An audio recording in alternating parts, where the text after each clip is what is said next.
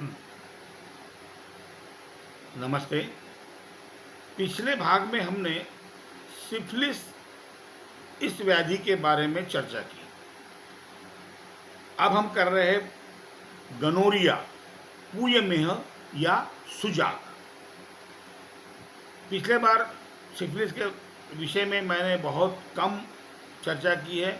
उसी तरह आज गनोरिया के विषय में भी बहुत विस्तृत नहीं जाऊंगा, क्योंकि यह बीमारियां जब हो जाती है तो योग्य चिकित्सक के पास जाना ही उत्तम होता है। फिर भी कुछ घर में लाभ हो सके ऐसी दवाइयाँ मैं आपको बताने जा रहा हूँ। पहले तो देखिए, गनोरिया यह होता क्यों है।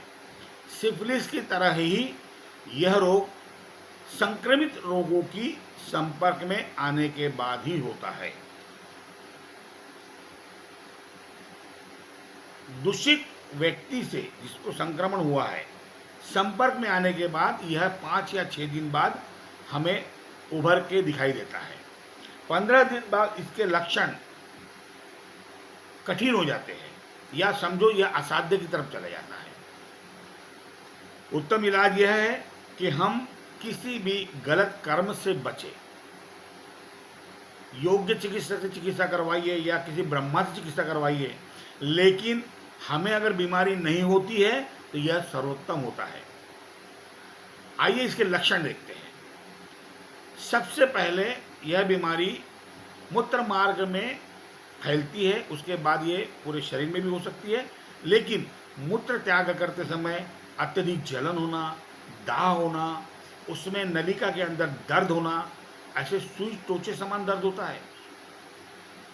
बाद में जब बीमारी बढ़ जाती है तो मूत्र मार्ग से पानी का स्त्राव होना, उसके बाद में मवाद मवाद निकलना, यह उसके गंभीर लक्षण में आते हैं। गंभीर लक्षण तक न जाते हुए यदि हम पहले ही इसका इलाज करते हैं तो हमें जल्दी आराम हो जाएगा। इसमें जो गुप्तांग होता है उसमें सूजन भी आ जाती है। दर्द, वेदना असहनीय हो सकती है। ऐसे में आपको योग्य चिकित्सक की सलाह लेना जरूरी हो जाता है, और अच्छे वैद्य से, अच्छे चिकित्सक से इलाज करवाना बहुत आवश्यक होता है। फिर भी कुछ चीज़ें हम बता रहे हैं जिसको आप प्रयोग में ला सकते हैं। जब बीमारी बिल्कुल तुरंत हुई है, नहीं हुई है, तो यह चीज़ें, ये दवाइयाँ उपयोग में लाकर अपने आप को आप स्वास्थ्य कर सकते हैं। तो चिकित्सा के तरफ देखते हैं हम। एक गोक्षुरादि क्वाथ होता है, गोक्षुरादि काढ़ा, यह आपको मेडिकल में उपलब्ध मिलेगा। यह मूत्रल होता है, पेशाब साफ लाता है। तो इस बीमारी के लिए मूत्रल दवा बहुत आवश्यक है। मूत्र नलिका साफ करना अत्यधिक आवश्यक है, वरना यह मूत्र नलिका से होते हुए कहाँ पहुंच जाएगा आप अंदाजा लगाइए। तो गोक्षुरादि काढ़ा या क्वाथ 3-3 चम्मच की मात्रा में दिन में 2 बार समभाग पानी के साथ लीजिए। आवश्यकता अनुसार 3 बार भी ले सकते हैं। उसके बाद में एक काढ़ा और होता है, उशिरासो, जो रक्त रोधक है, शीतल है। इस बीमारी में पित्त की अधिकता होती है, यानी उष्णता होती है। तो उशिरासो यह रक्तरोधक है और शीतल है। 3-3 चम्मच की मात्रा में समभाग पानी से इसे भी लिया जा सकता है। और एक काढ़ा है जिसे चंदना सौ कहते हैं हम।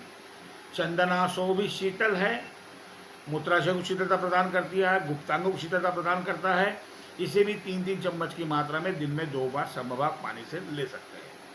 साथ में चोप चीनी, जो पिछले भाग में भी हमने बताया था, चोप चीनी का पाउडर आप घर में बनाइए, 1-1 चम्मच दिन में 2 बार।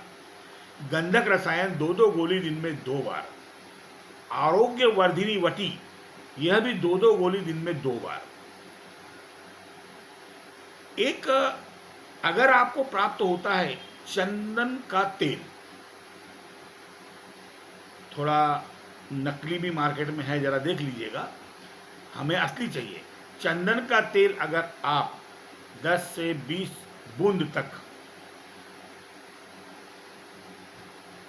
शीतल चीनी एक आती है, शीतल चीनी का पाउडर बना कर रख लीजिए आप। और गोखरू, बड़ा गोखरू, इसका पाउडर बना कर रख लीजिए, सम मात्रा में मिलाकर रख लीजिए। दोनों मिला के 6 ग्राम लीजिए, और उसके अंदर चंदन का तेल 10 से 20 बूंद तक उसमें डालिए और उसका सेवन कर लीजिए। जिस तरह दिन में 2 या 3 बार आप सेवन करें, तो यह जो योग बता रहा हूँ मैं चंदन तेल वाला, मेरा अपना खुद का कई बार आजमाया हुआ है। कई उपदंश और गनूरिया के रोगियों को मैंने इससे ठीक किया है।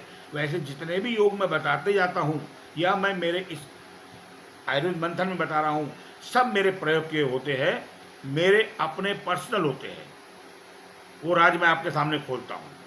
तो मित्रों, याद रखिएगा, गोनोरिया बीमारी ना हो तो सर्वोत्तम। बीमारी होने के बाद इलाज करने से अच्छा है हमें बीमारी ना हो। तो उसके लिए हमें क्या करना चाहिए कि हमें गलत जगह पे नहीं जाना है, गलत संक्रमित लोगों के संपर्क में नहीं आना है। इस बीमारी में भी सुजाक की तरह ही, सिफिलिस की तरह ही, बैगन या तेल का तला हुआ मांसाहार का सेवन आप ना करें। मित्रों, इसके बाद हम पुरुष रोगों के अन्य बीमारियों पे, अन्य रोगों पे चर्चा करेंगे और विस्तृत में करेंगे। जय हिंद। हो गया।